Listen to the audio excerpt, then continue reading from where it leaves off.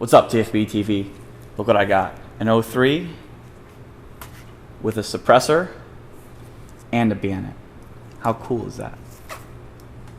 Stay tuned for future episodes where we come back to Springfield Armory in Massachusetts. Today we're going to be looking at sim guns. See you later. So as I mentioned in that sweet intro video, today's episode is going to be on Sea Munitions, UTMs, whatever you want to call them, essentially reality-based training devices. Now, Sea Munitions has an interesting history in that it hasn't been around for a long while, and it really started taking off in the 2000s and is what we see today. A lot of militaries and a lot of law enforcement branches really use the heck out of them for a lot of different reasons.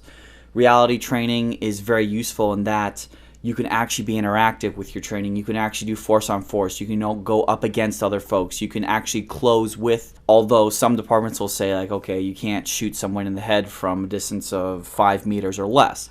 But it gives you that element of realism that you really can't get with shooting live rounds, because you can't exactly shoot live rounds at another person. Stuff like Simunitions and UTMs are much better than something like Miles gear, which is a laser system where you shoot at each other, or even blanks. There's something about actually getting hit with some of these pellets where, the pain just resonates to the point where you say, okay, that's a good idea. I'm not going to pie that corner this way, or I'm not going to use this technique again, because that actually hurts. It actually resonates with you as to why you're not going to do this particular technique. And that's very useful in training to prepare guys for a real life scenario that law enforcement or soldiers or Marines will see in actual combat overseas or on the streets of some city in the United States.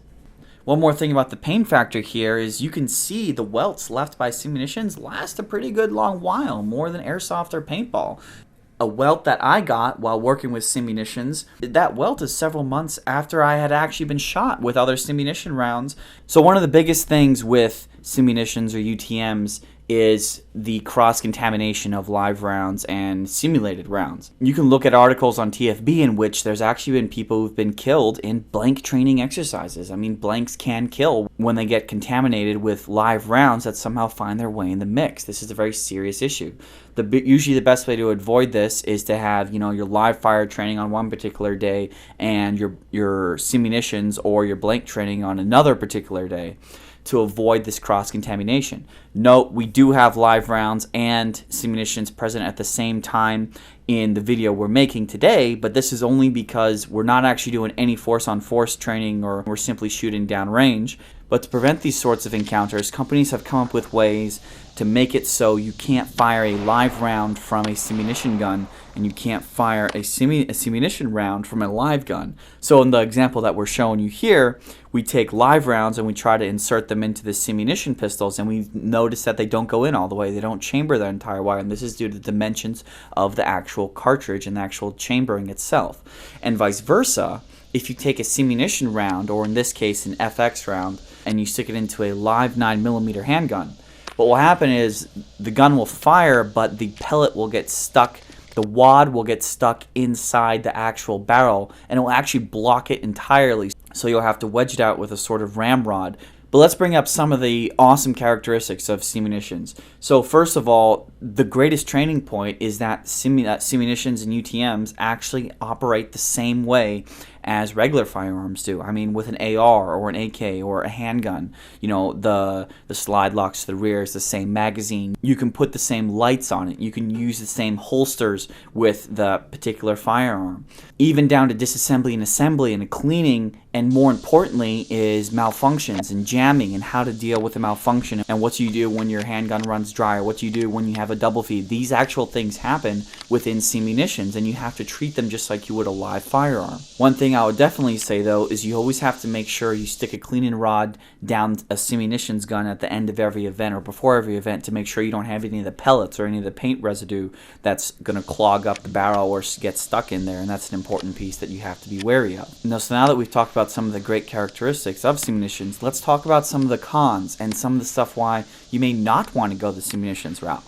So the first and biggest detractor against Sea Munitions is that there are very few companies that are actually active in the market And of those two big companies that are in the market, both of them have price kits and full-size firearms that can be very much on the pricey side for a lot of civilians and even government entities as well. And in addition, a lot of their ammunition is almost $1 a round per box that you can buy on the commercial market. LE government pricing is of course a little bit different, but it's not that much better than what you see on the commercial side. When you have 50 rounds, or if you're trying to represent a force-on-force exercise where you're going through hundreds of rounds, this can be a big detractor, especially if you're looking at it from the point of perspective of using hundreds of rounds with multiple people, and all these different people need to get the same amount of training on those rounds. It's hard to justify the cost when they cost even more than blanks or live ammunition. Another thing bad about Sea Munitions is that they're really only useful within close quarters or CQB or your mount kind of setups within buildings, within very confined areas. Because after something like 30 feet, these Sea Munition rounds and these pellets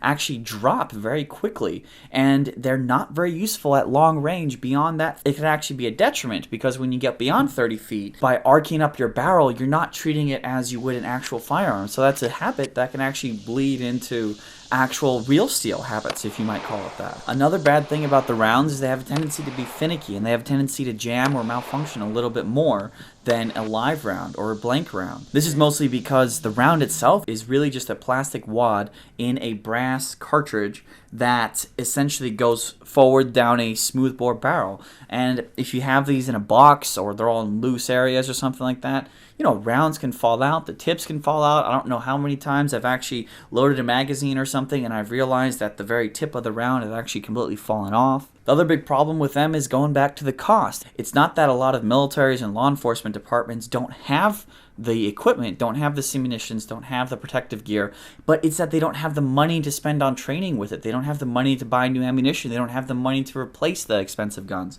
And not having that money equals zero training time. And finally, a big hurdle with Sea Munitions especially is that you need to have certain safety gear, and it has to be from the actual company that's selling it. Now, a lot of experts think that this is absurd, because they compare it to, well, if you're buying a Remington firearm, why would Remington say you can only use Remington ammunition in that firearm? That's asinine in some respects. Well, thanks guys, I hope you enjoyed the video, and I really want to thank Ventura Munitions and Proxibid. You could definitely probably find some blue guns on Proxibid, that's for sure. Thanks very much guys, and I hope you don't get shot in the groin with one of these things, because it really will hurt.